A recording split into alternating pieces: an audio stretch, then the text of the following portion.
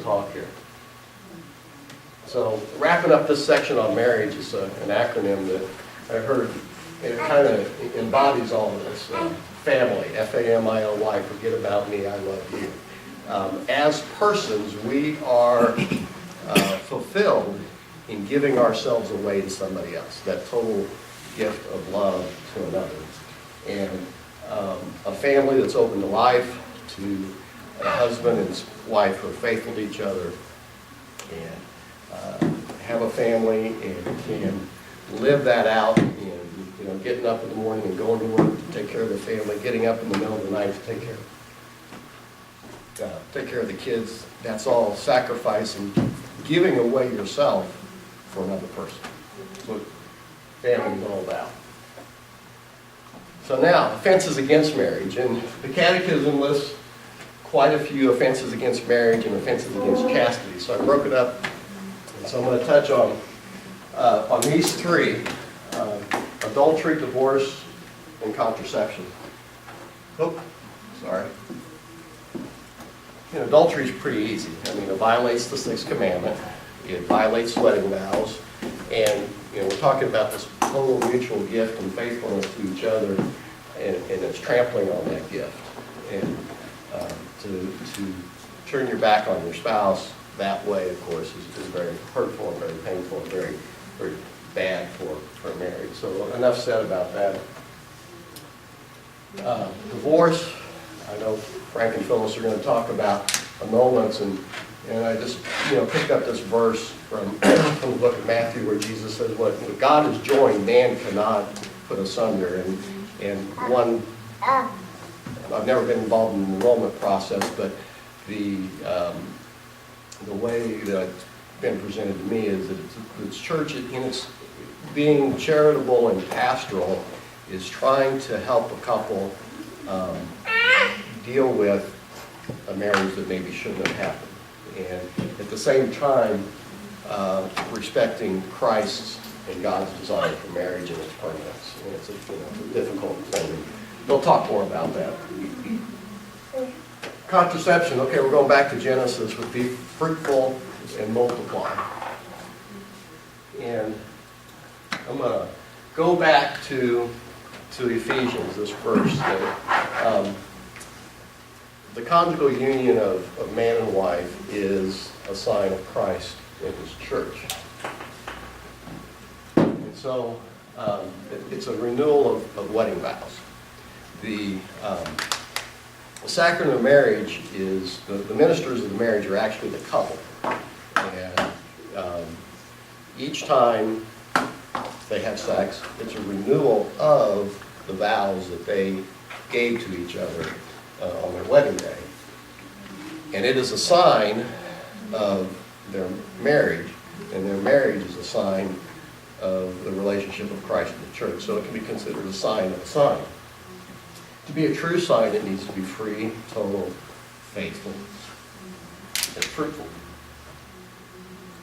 So, if a husband loves his wife the way Christ loved His church, he'll say, "This is my body, given up for you." And the wife responding as the church does and as Mary does to the angel Gabriel is, "Let it be done to me according to your word." The great countersign is when that is rendered sterile. The husband is saying, "This is my body, but it's not given up for you." And the woman says, "Let it not be done to me according to your word." And it becomes a countersign. It becomes spiritually damaging to the couple in their marriage. And this all seems like a reach and an extrapolation. That's why the book on the theology of the body is that thick, because it is a really deep, meditative study on how God made us and why He made us the way He did. So for me I've been up here for about 20 minutes and thrown that conclusion out. It probably seems like a bombshell, but I believe it's true. So that's kind of the spiritual side. There's more on about contraception, and these are more practical matters. One is that all Christians, not just the Catholic Church, but all Christian denominations from the Reformation on, were opposed to contraception up until 1930. It was the Anglican Church at the Lambeth Conference determined that for morally sound reasons, it would be acceptable for married couples to use contraception. And that was the beginning of the change over time that now most Christian denominations accept contraception as being acceptable. And when I went to look up that conference, it was resolution number 15 from the conference. I read started to read an Anglican bishop's reflection on that and how he predicted, similar to what Pope Paul VI predicted, the degradation that was going to follow from that decision. So, physically, side effects of contraception. The pill, one of the ways that it works is it prevents a fertilized egg from implanting. So that's an abortion that happens. The IUD prevents implantation. It's an abortion. So those are abortifacients. There's some pretty serious side effects. I got them on the next slide. Environmental effects. There's studies that go both ways, but there's no doubt that there are fish living in rivers around large cities that are either male fish that are more like female fish, or fish that don't know what gender they are because of the pollution in the river, and they believe that it's due to contraceptive hormones in the urine from women taking contraception. So it can't be good for your bodies, and it can't be good for the environment. And then Claire McCaskill voted for the HHS mandate deal, and I wrote her a letter, and she said that, hey, we want to make contraception available because it will reduce the number of abortions that happen. And that's not true. The studies have shown that if you make contraception more available, you make it free, you give it to girls in high school, then they have more sex, contraception fails, they get pregnant, so what's the backup plan? And we've already got the attitude that, hey, I'm protected, I'm not going to have one, I'm not going to get pregnant, and so now when it fails, you're more likely to go to plan B, which is abortion. And then this is from Pfizer Pharmaceuticals, and just some of the side effects for birth control, and blood clots, breast cancer, birth defects, gallbladder disease, liver tumors, tender breasts, nausea, vomiting, and a host of other side effects, including depression and loss of sex drive and appetite, headaches, rash, etc. So it's not what I want my wife putting in her body. And in fact, when we got married, we've done natural family planning all our married lives. I think this was, my wife was a nurse and she knew about this, and she didn't want to do that, and I think that was our initial motivation. And in the end, our use of natural family planning has been the greatest blessing to us and to our family. So natural family planning is not contraception. It works naturally with a woman's body, and it's acceptable to the church. And there's predominantly two methods: NAPRO technology, which is natural procreation, is what that stands for. That's what my wife and I have used, and she was a teacher for a few years. And then the couple to league, which is a little different method, but they're both equally good. And you can use them to avoid pregnancy and also to achieve a pregnancy. So when couples are wanting to achieve a pregnancy, natural family planning can help that too. And that can be a good thing because it serves two purposes. One, it helps a couple pinpoint the times when they're more likely to get pregnant so they can use those times. And then if they don't get pregnant, the information that you chart about a woman's cycle can pinpoint things like you may not have the right hormone at the right time and things like that. In fact, both my wife and daughter have used that with Dr. Hildreth up in Omaha. It's not the rhythm method. That's like a century ago, and this is much more reliable, much more predictable. It has I don't remember the statistics right now, but it's well over 90% reliability. It's right up there with artificial methods. Humanae Vitae talks about the couple's responsibility to be open to life and the fact that we need to keep every sexual act open to life, and that we can't separate the unitive, the couple relationship, with the procreative, the ability to bring forth new life.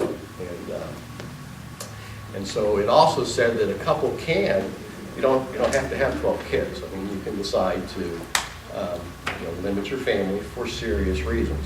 And nobody's going to ask you, what are your serious reasons for not having more kids? And that's between you, your spouse, and God. And yeah, it is possible that it could become a Catholic contraception, that you can use it for the wrong reasons. You can use it because, we want to take more vacations, we want to have a nicer car. Those are the wrong reasons. So, another thing is, well, why is it different from contraception? Is it, same effect, in the end you're not having kids, right? Having sex, not having kids. Well, it's different in, and I'm going to use an analogy here. It's like grandma's in the nursing home and she's just got, a few weeks to live if she lasts that long. Well, I got a business trip I got to take. I'd like to get the funeral out of the way. Why don't we just pull the plug and or put the pillow over her head and get it over with, Well, that's not natural. That's not working with nature, You let God do his thing. You let nature take its course, and you work with nature. You don't violate it. You don't cut it off. You don't sterilize it. You always stay open to life, even though you know that your current intention is to not have a child. You're not telling God no.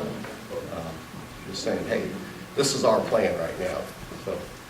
And if that seems like not a good distinction, once you begin living a life of natural family planning, it becomes obvious how it's different and how enriching it is. And that's kind of the next slide, is some of the benefits. I mean, and this is why I've said 3 or 4 times now, the blessing that has been to me and to our family. Because it encourages you to develop your relationship with your spouse in many other ways. And abstinence can become an expression of love. We all like to engage in sex because I love my spouse and this is a good way to express that. But if you know that you agree that now's a good time to wait, or, after the last pregnancy, there was some postpartum depression, and, that's something you need to avoid, then being able to say no becomes an expression of love, too. And that middle bullet there, if you can't say no, then your yes means nothing. And that's true in courtship. If you can't wait for marriage, then, are you really giving yourself totally to each other if you don't have the restraint to wait till marriage? Decisions about your family involve both the husband and the wife. Okay, well, I'm sterilized, so I don't have to worry about that decision anymore. Or, okay, you're taking your pill every day, so we don't have to think about that. Each month, each cycle, you've got to be on the same page. You've got to be talking. You have to be thinking about what you're doing. And that's communication. That's really holds the family together. And it develops a sexual maturity. You begin to see and appreciate things like what the theology of the body is, the gospel of life, and what that means to your relationship, and how your sex life enriches your married life. And then you got a honeymoon every month, Hey, just a few more days and we'll have an infertile period. And that it is really true that absence makes the heart grow fonder, to make that more special. Okay, we'll touch on infertility, and the church recognizes the pain of infertile couples, and this is a life issue. It's related to marriage. I stuck it in here, and the I want to kind of put a plug in for natural family planning again, because it can help couples who are having difficulty have a pregnancy, maybe get over that without going to the extreme expenses of in vitro fertilization or something else like that. So medical and natural means to restore your fertility are okay. If you've got, I don't know, blocked tubes or something, and you have surgery and you get it taken care of, then that's perfectly legitimate.